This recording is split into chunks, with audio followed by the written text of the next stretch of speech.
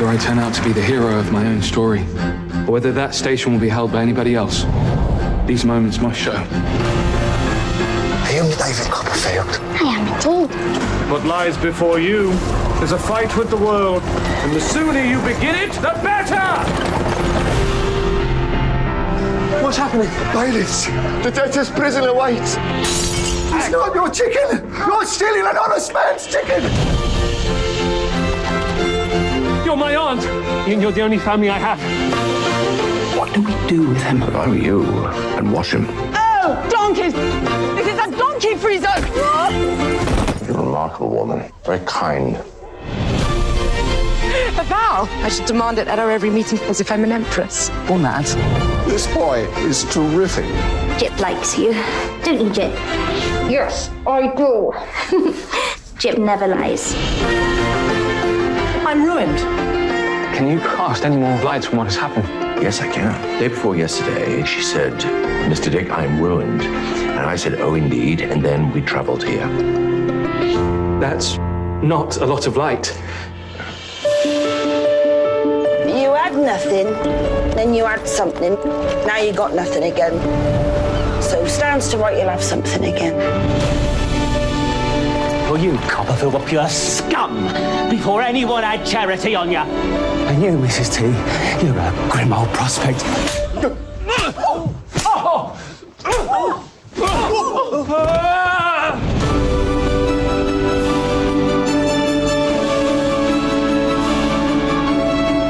It thrills me to the stomach. Helsing Pulse! Don't worry. You'll make it through. George! And you'll have quite the ride on the way. I forgive you, Mr. Copperfield. It is not for you to forgive anyone, Mr. Heap. Isn't that right, Jip? Yes, it is.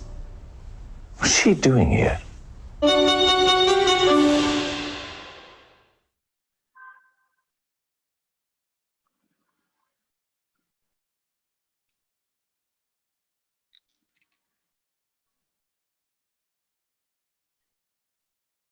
Hello and welcome to another edition of The Living Room, brought to you by Curzon Home Cinema.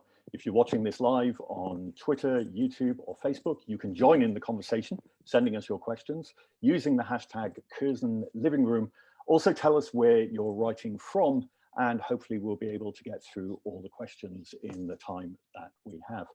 Over the course of the last century, there have been countless film adaptations of Charles Dickens novels, but I think fewer of them are quite as unique as the personal history of David Copperfield. And I'm delighted to welcome our two guests this evening, the co-writer and director of the film, Armando Iannucci. Hi, Armando.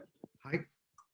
And also playing Mrs. Steerforth, Nikki Amuka-Bird. Hi, Nikki. Hi. Armando, let's start with you first of all. Where are you at the moment, by the way? I'm at home. I'm in my sort of office in the garden. And what about you, Nikki? I'm in London. I'm in West London. I didn't manage to get anywhere exotic, so I've been here the whole time.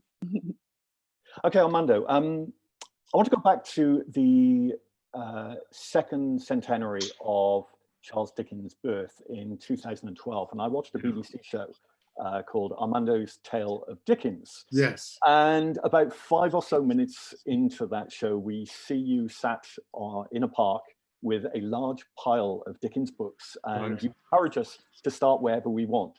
Yes. But you start by going to the second book from the bottom and pulling out David Copperfield. Yeah. Has me wondering, how long have you been thinking about adapting that book? From about then, actually, I think it was about 10 years ago. Kevin Loader, the producer who produced it In the Loop, reminds me that I was talking about it while we were filming that, and that was in 2009. I've always been a huge Dickens fan ever since a teenager, really. And I've always admired him and been inspired by his ambition, the fact that he's very funny, that he doesn't mind being, in fact, he embraces being an entertainer and being popular, but uses that platform to talk about really kind of big issues like child labour and bad schooling and poverty and debt and the law and bad government. And, you know, he was a real pain in the neck to the establishment at the time. And I've always seen that as, that's always inspired me really, that someone could do that, someone could take the platform that they're on and use it to that end. So, and then I think about 10 years ago when I reread David Copperfield, I was struck by how modern and contemporary it felt. It's a book about it's about social anxiety. It's about identity crisis. It's about someone not quite knowing who he is and going through this sort of imposter syndrome, thinking, you know, do I fit in? You know, have I made friends with the right people? What do they think of me? Have I made the right life choices? And everywhere he goes, people call him by different names, and he tries to kind of fit in with their perception of who he is, until at the end he realizes he's a writer. He's David Copperfield, the writer, and that's who he is. And then he becomes his own person. So it's a very kind of modern book. There's a sense of watching you talk in this program about Dickens, that he's very much not just a beloved writer by a nation and around the world, but very much a writer's writer, a sort of a creative well that so many people have drawn from over the years. I'm just curious, for you, having loved Dickens and knowing that you read a lot when you were young, was he always there in the background as this sort of inspiration? Yeah, I never thought I'd make an adaptation of one of his books because I was so close to them. But it struck me again reading David Copperfield. It struck me how funny it was, and how, as I say, modern, but how imaginative and playful it was. And then struck me that adaptations tend not to look at that side of it. They tend to stick to the story, the plot, and be very reverential with the plot. And as a result, everything else, you know, whether intentionally or not, gets pushed to one side. So the humor and the great figures of speech and the one-liners and so on, they kind of tend to disappear. And I wanted to make something that was the reverse, really, and actually be a little bit more brutal with the story, because we have to compress an 800-page episodic novel into 2 hours of one sitting. And I want to see a life lived. It has to have a beginning and a middle and an end. So actually, not being too reverential of the story, actually being staying true to the spirit of the language of the book and the themes in the book, themes about imagination. And it's a celebration of love and community and friendship, really. And I wanted to make sure that that was at the forefront. I want to come back to some of those themes in a moment, but Nikki, I'm just curious from your perspective as an actor. And people have written over the years that if Dickens were alive today, he might have been a screenwriter.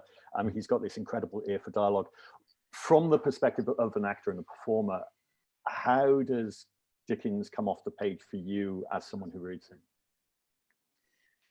I have to say, reading David Copperfield was the first time I'd actually read a Dickens novel. I think I'd seen them all. I'd seen Oliver and I'd seen it before on film and I'd seen Great Expectations, but it was the first time I kind of sat with him and his text. And I was just really struck by how he tackles these huge themes like mental illness, grief, poverty, you know, the social classes, kind of the tension between the classes, but there's this playfulness about it, and it just feels very true to life. Like, sort of, nobody has the answers, everybody's kind of flawed, nobody's perfect, and it felt quite accessible in that way. I found the language, you know, intimidating, I have to admit, and part of the joy of working with Armando was kind of making that accessible and taking ownership of that. And Armando saying that you could even improvise a little bit, and that he'd be responsible for sort of connecting the dots between your improvisation and Dickens'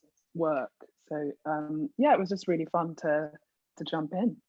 I think it's quite interesting, that language. I remember my first experience with Dickens was Great Expectations at A-level in school. Yeah. And before we even opened the cover, our English teacher said to us, you have to understand that this man was getting paid to write by the chapter on a regular basis. So he really liked a lot of words. Yeah. So I think there is that thing of trying to get into that mindset of understanding this person, of why they're. Well, that was common in that era. I mean, Anthony Trollope wrote buckets of volumes, and he actually, in his autobiography, he spends a whole chapter in his autobiography writing out how many words he wrote per day and how much he got paid for the words. I mean, that's a chapter in his autobiography. So it was, it was quite common to write by the yard. And I say yes, and he wrote episodically. But I think that's why he's still feels quite current today, because he was writing episodically. He was forced to come up with like a cliffhanger or a moment where you thought, oh, I want to read the next chapter. So which is very much, in line with, how we watch today, our entertainment being on a kind of weekly or daily basis even. So I don't think, yes, he was paid by the yard, but also I think there are advantages as well, in that it forced more story out of him as well. So you are quite liberal with the text. I don't want to give too much away of what happens in the novel, just in case people haven't read it and want to now go and read it. And you co-wrote the script with Simon Blackwell, and I'm just curious did you have a sort of a nervousness at first, thinking, Christ, this is Dickens? Because as you said, you watch so many adaptations. Yes.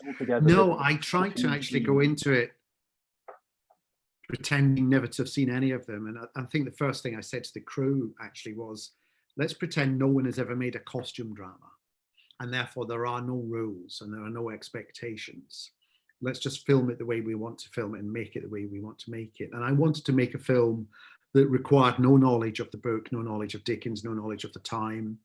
It's a self-contained entertainment for all ages, really. If at the end of it people feel inspired to go and read the original, great. If they feel inspired to go and read about the times, great.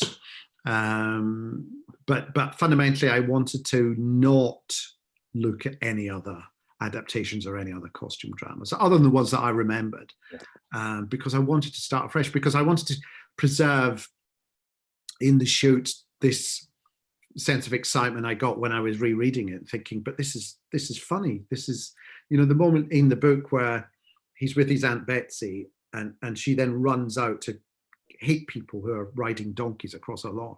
And it's described almost like he's watching a silent movie. It's described as he's in there, but seeing her through the window, doing this silent mime, bashing someone's head. And I thought, that's so visual, and that's so cinematic. It's, why haven't I seen that? So for me, it felt like, I felt quite excited about it rather than intimidated by it. But having said that, I sort of feel, having done these other films and the other I felt confident about doing it. But maybe I wouldn't have done it 20 years ago. I would have felt a bit nervous, but I felt confident. The idea of the cinematic pervades every element of the film, right from the beginning, where we see the world from the perspective of the infant David, through to the great scene with, and I've completely forgotten her name, where we see her hair on St. Paul's. Oh, Dora's hair. Thank you. Yes, but that's inspired from the book, where David is so besotted with Dora, he imagines seeing her name everywhere. It's all there in the book. You also have the cinematic element of where he's getting drunk with his friends and then they go to the theatre. I felt like I was watching silent cinema. Yes, thank you. Again, in the book, he describes being drunk for the first time. It reminded me of that scene in The Wolf of Wall Street when they're on drugs and they're sort of crawling along because he describes trying to go up the stairs while drunk and everything swirling around him and him being practically horizontal as he was doing it. So I think he was a comedy writer ahead of his time, really. He would have loved having a camera and, a set and so on, because he put on these plays in his house. He put on these productions. So he was a kind of performer, really. I was really struck when I was watching it again, Armando, how it's also so true to life in terms of our memories. That we sort of we remember things almost cinematically, and characters are larger than life in our memories. And then you'll tell somebody, I'm like, that's not the way that happened. And it's very specific to one's life journey. And when he goes back to the boathouse, he takes Steerforth back to the boathouse, and in his memory, it's this glorious, golden, sunny, bright thing. And he goes back, and it's tiny. He's too big for it, and it stinks, and it looks grey. And then you realise, yes, because when you go back to your childhood, suddenly everything seems a lot smaller than you remembered it. That's right. And I loved all that play on memory being both true, but also there's an element of not falseness, but he's being creative with his memories. I am actually still convinced that they've reduced Big Ben by about 200 feet compared from when I was a child visiting London, because it just looks too small now. I remember and it was just a joy when we were doing our research to the actual period to hear that the Houses of Parliament were being rebuilt at the time, so we could see Big Ben being constructed and as David walks across Westminster Bridge. Yeah. You've both mentioned humour, and perhaps Nikki, I'll start with you on your reading of David Copperfield. I think the thing that surprised me when I first encountered Dickens is that I was told about it's serious, it's dealing with social issues, it can be political, but it seemed that everyone forgot to tell me that he's actually really funny. Were you surprised by how much the humour came off the page when you were reading it? It's something that I've learned working with Armando, actually, because I feel like before working with Arm, yes, he's still there. You know, I did a lot more sort of intense drama, I would say, or, you know, I lent towards tragedy. And working with him, I kind of realized that actually in real life, you know, there's no moment that sort of pans out exactly how you imagine it will. And actually every moment seems to be infused with a level of comedy and tragedy. And so it seemed to me kind of more true to life, that you wouldn't quite know what to say, or, you know, with Mrs. Steerforth, it was, I sort of had the license to be quite extreme with her, you know, and I think that's probably what I got from working with the text as well, because he's so specific in his descriptions that you actually have to kind of really jump into an exploration of a character. You don't feel the need to kind of be ambiguous with it. And I remember us talking about because she is on the one level quite a harsh, frightening person, but on the other hand, I remember you talking about but she did love Steerforth, and that kind of that having to come out, you know. Yeah, you know, it seems quite unflattering to say because she's such a stern, kind of frightening character, but I saw elements of my own mother in her. And let me explain, because Mum used to have this thing where if she felt someone might sort of look down on her in a social situation, she would adopt a kind of haughtiness almost as a defense. So she would look down on them first. And I thought it was really interesting in terms of it being like a bit of colorblind casting, that you could bring a truth to that had a vulnerability in it as well. So, I definitely see her as being adoring her son and being overprotective and feeling very much an outsider, and that he would be an outsider and maybe open to judgment. So she kind of buffers him with this armor. Yeah, I think what's great about your performance as well, it's great about Dickens, is the fact that he doesn't just write a novel with one kind of humor. It's just not, I'm writing a satire. It can go into grotesque kind of humor. It could be knockabout slapstick humor. But I still think with your character, what you bring to the role, I felt, was there's obviously, she's had her own baggage, her own troubled life that she's bringing. Yes. And I think that's the lovely thing, is that even the smallest of characters in Dickens' books, you still have this sense of depth to them, that there's a lot of background and richness to them. Well, I got a double dose of richness, because actually in the book she's an amalgamation of two characters. She's Mrs. Steerforth, and she's Rosa Dartle, who was Mrs. Steerforth's companion, and a relation of Mrs. Steerforth's husband. But Rosa was an orphan, and that was an in for me, because I sort of developed this story about how my character kind of married into money and married Mr. Steerforth, and, you know, maybe felt that she had to prove herself and her status in some way. And Arm was very free about kind of saying, you can read the book or you can not, but, you know, wherever you find your inspiration, you can use that. And that was the way I approached it. And that was just in terms of the adaptation, that's what we had to do with this baggy monster of 800 pages and lots of characters, to take elements from some of the other characters and give them to the main characters. And also revisit them in a way that I hadn't, like, for example, someone like Peter Capaldi playing Mr. Micawber, normally he's portrayed as a very jovial, roly-poly figure, but actually, you know, going back to the book, he's in a state of depression, really, because as soon as they knock on the door and people are after his money, he's literally making these gestures, slitting gestures across his, you know, it's really heartbreaking to watch. And we wanted to, you know, look at that. Or Mr. Dick in the book is a really warm but broken, tragic figure. who's then been looked after by Aunt Betsy. And he's not, sometimes in adaptations, I've seen him portrayed as a sort of eccentric figure of fun. And he's not. He's someone you want to kind of look after, really, and protect. In McCorby's case. Sorry. Well, it just seemed to me, but by making them funny in a way and having that humor, we as the audience look at them a bit longer. And so Dickens makes us look at things that might make us uncomfortable otherwise, but you sort of have license to smile at them, and then actually you see the detail of their life. You know, I think that's such a interesting way.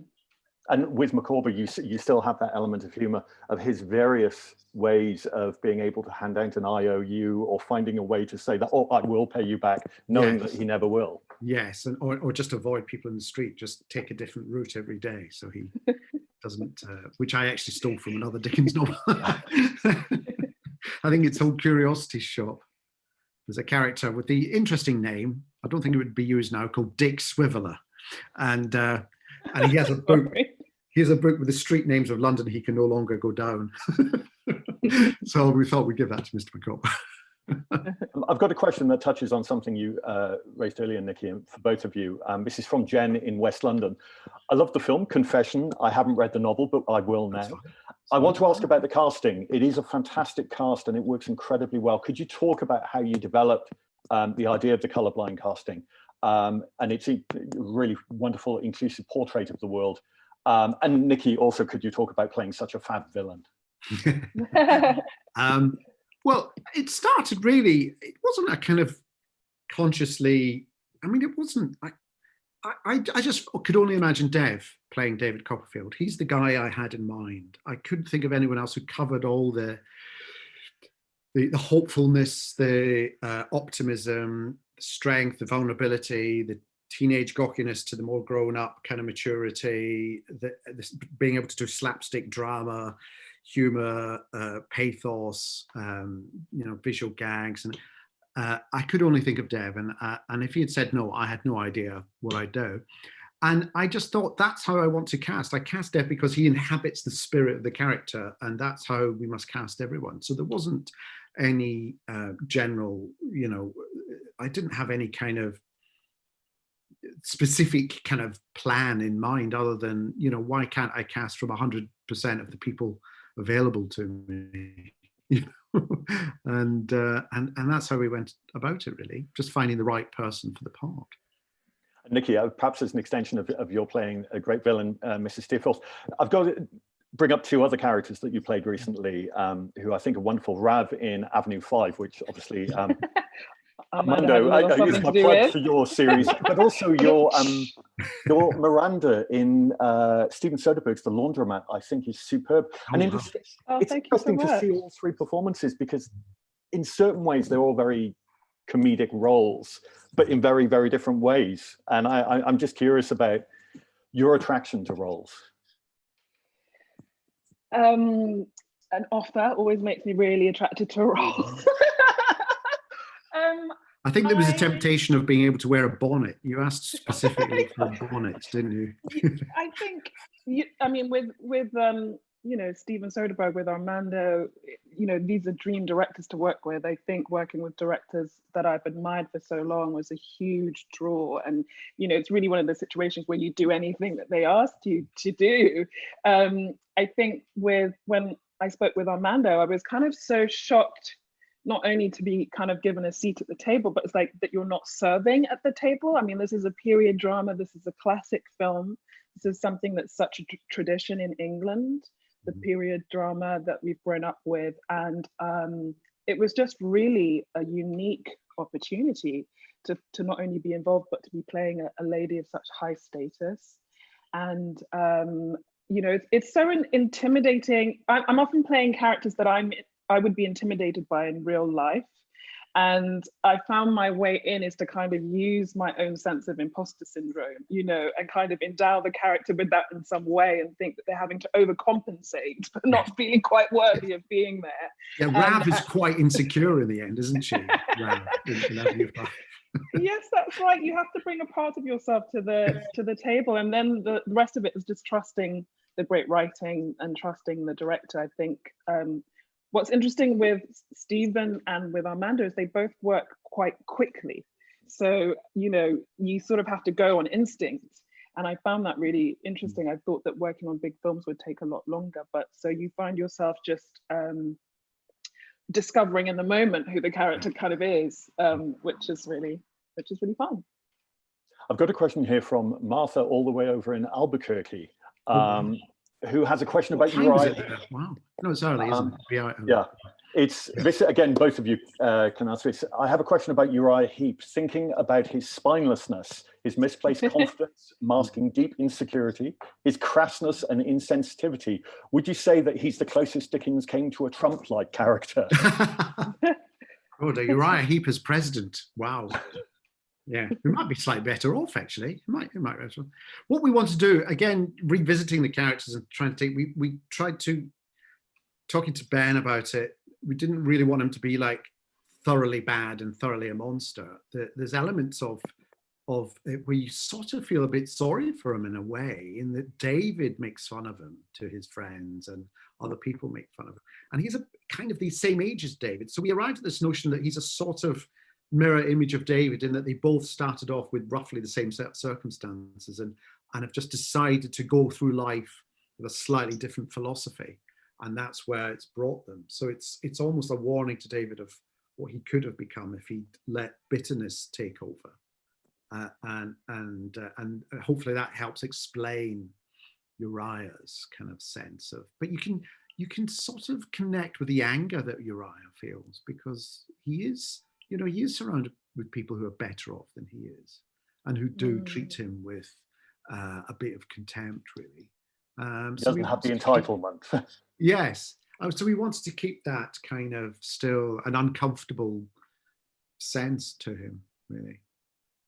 It's interesting that David sort of doesn't want to associate himself with Uriah, you know, in terms of like the social hierarchy. Yes. Yes. You know, that even David is trying to fit in, and actually he can't show too much empathy, and you feel that's the moment that really kind of turns Uriah. And it was like you were saying, that Dickens writes his characters honestly. It's very honest to have the hero actually be a bit of a snob and realizing he's being a bit of a snob, but he's trying to get in with his friends at school and his friends in society, and therefore he kind of, in the same way he does impressions of Mr. Wickfield being drunk, you know, and this is Mr. Wickfield is helping him out here, and you know, I think Dickens is interesting in that he doesn't want his heroes to be completely golden, really. That there's a flaw in them. And interesting that this is his most autobiographical character. Yes, the writer. Yeah. And the early scenes of his childhood are based on Dickens' own childhood, which no one knew at the time. It only was revealed after Dickens' death. But you know, his father did take him out of school, and at the age of 12, put him in this bottling factory, where he felt absolutely ashamed, and never admitted it to anyone. So as he gradually rose through fame and celebrity and so on, he kept that side of it quiet, you know. I have a question from Kate from St. Albans. Armando, you're going further back in time with each film, and at the same time, real life becomes more and more of a day-to-day style satire. Would you consider a modern day film TV show again, or is the current world just too ridiculous? Well, I'm going forward in the TV, and we're going forward. We're in the future. We're in 40 years' time. But I kind of like that. I like being able to, just occasionally, you just see brief glimpses of what might have happened to the world in those 40 years. And it ain't pretty. I quite like. Yes, at some point, yes. You know, there are a couple of films scripts that we're working on now, and they're both set in the present. Again, I hadn't really, and I'd always had myself down as someone who creates his own sort of material. But my last two films, this and Death of Stalin, have been based on are adaptations of pre-existing works. And I hadn't quite anticipated that, but I've really enjoyed it. And I've enjoyed the going into the past. Stalin, it was 1950s Moscow. And with this, it's, you know, 1840s England, really. I've enjoyed that, trying to get to grips with the period and try and represent it as authentically as possible, and then put the modern sense of how we shoot it in place and how we perform it in place. I've enjoyed that tremendously. I have a question from Jean in Wales. regarding the shooting. Could you talk about the locations and how many of those locations were actually filmed in the locations from the novel? Very few, probably. We did a whole Dickens tour. We did a whole and a David Copperfield tour as part of our research. We went to Great Yarmouth and all around Norfolk, and we followed Dickens on the place where the bottling factory was. I mean, there's no sign of it now, but all around there. And we did do a bit of filming in Lincoln's Inn, where David would have had his started work as a proctor. We filmed the beach where the boathouse is in Norfolk. It's not quite where David says, but it is in Norfolk. We visited the village that David is born in, whose name now escapes me. It's not Murdstone. That's the stepfather who comes, but it's something like Groundsville or something. I don't know. But so we tried to find something that looked like that. So yeah, so we filmed in Norfolk. Quite a lot of the London streets, believe it or not, are in Hull. Oh, really? There's an old bit of Hull, the central bit of Hull, Old Hull. It's about a square mile, and they kind of shut it down for us for a week, and we had the run of the place. So that's where Micawber is running away from all the creditors, and where young David is pulled in through the window and into Micawber's flat, and where David runs through the streets trying to catch the coach. Lots of coach journeys. You remember that, don't you? Because yes, Mrs. Steerforth ends up in. Yeah, that's right. And there was lots of clever doubling up, wasn't there? I remember Yeah. one house that we used for 3 different Yes, sets, didn't we? that's right. Yeah. And that strange place where we find little Emily, that strange deserted building above Boots in Hull, was this old, that looked like a kind of crack den and paint peeling off it and so on. Yeah. I think we've got time for 1 or 2 more questions. I've got one from Mary, which aptly, she lives in Rochester, in Dickens country. Dickens country, yes. I adored this film. I watched it again tonight for the 4th time. Wow. My question is more general. Your favorite Dickens character, and if it's not David Copperfield, what's your favorite Dickens novel? It keeps changing. You know, I'm very fond of Little Dorrit, but it's quite a serious novel, Little Dorrit, and it explores the themes that are there in Copperfield about debt and debtor's prison and riches and poverty and so on. It's an amazing book, Little Dorrit. And I'm also, no one's ever read this, Martin Chuzzlewit is very, very funny. It's very funny. And because he was writing episodically and it wasn't going well, the sales were dropping off. So he just decided to send half his characters to America for 200 pages. And it's just this really angry satire on America for 200 pages. And then he brings them all home. So I like those. Which is interesting because he was so popular in America, but he was go on reading tours around America. He did, yeah. Even though he'd sort of slagged it off in his American notes, but he made a lot of money in America. Yeah, and he reminds me. I think he's a precursor to Chaplin. You know, someone from the UK in their early 20s, famous throughout the world as the world's most famous writer or performer. You know. Yeah, sorry. Just thinking about comedy and the present day, going back to one of your earlier questions, and thinking about the fact that Dickens wrote episodically. He was responding in the moment because every couple of weeks a new episode would come out. So he would be very aware of what's going on in the world. In terms of things happening so quickly now, and I know we can get caught up of thinking it's happening quicker now than it ever had before, but But do you sort of think that the Dickens today might be the Stephen Colberts or the John Olivers, who are the people who are doing exactly that kind of thing, responding in the moment? Well, that's interesting. Yeah, I mean, I'm trying to think what Dickens' Twitter account would be like.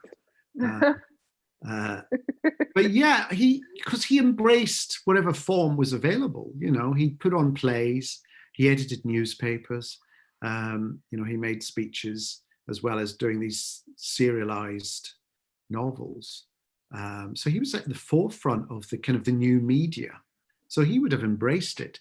Whether or not he would be out there performing or actually masterminding the performance or whatever, but he'd certainly be wanting to do lots of state of the nation projects, I think. Finally, I've got a question from Billy, who says, I'm 12. What book by Charles Dickens should I start with? No pressure. Well, you can't go wrong, I think, with either Oliver Twist or Great gonna say Expectations, Oliver. actually. Yeah.